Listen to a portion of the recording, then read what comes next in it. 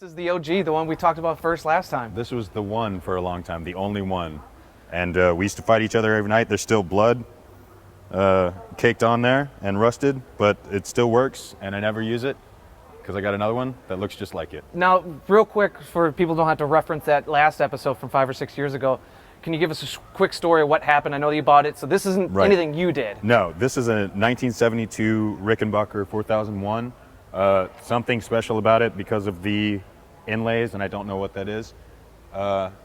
Whoever owned it before me was a left-handed player, so to cut weight, they cut the horn off, cut the headstock down, flipped it like this, and then when I got it, it had been reverted back to a right-handed guitar. So don't at me, don't talk to me. Don't at me. You know, I get so many emails and things. Who would ever do that to a Rickenbacker? Well, screw you, and you can take that to the bank. So I didn't do it. Man, it's like not an eyesore, but it's definitely, when you come out, I'm sure people It's a battle axe. I mean, it's got like this leather patch back here, which is very nice. I want to see how heavy it is. Yeah, it isn't too bad. No. It did take off the weight. The whole thing is, if you run the strap up top here, it goes like this. It's a diver. Right? You know, every time you're playing, if you let go of it, it goes that way. So I've strung it under for the past 10 years, and all I have to worry about is it going like this, which never happens. So as long as you have a hand on it, it's good. Well, let's see the replica now, the one that actually are playing. This one. Okay, yeah. Before and after. Before and after. So I needed one that wouldn't cut my hands up all the time, and yeah, it's pretty close. This one's made by Derek Ness here in town, Ness Custom. He called this a Doom Broom, and, the Doom Broom, and they're pretty close. It's a little bit longer.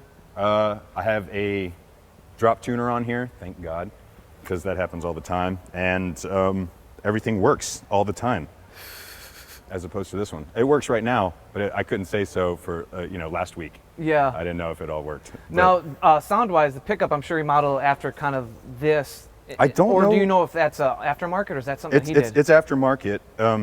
I don't know the company. I know he found them somewhere, but I don't know what it is. And do you know if it's more output, like when you play them A/B, like is this one louder Honestly, than the other?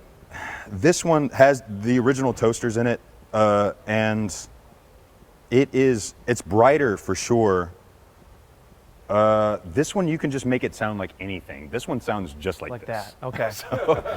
So if being drugged behind a truck or something has a sound, it's this one. And if you want it to sound like the Doom Broom. Right, the Doom Broom you can sound like a P bass, you can sound like a Rick. It has a lot of options there, and it stays in tune. Cool, man. Well, anything else you want to talk about on this, or should we move on? Nope.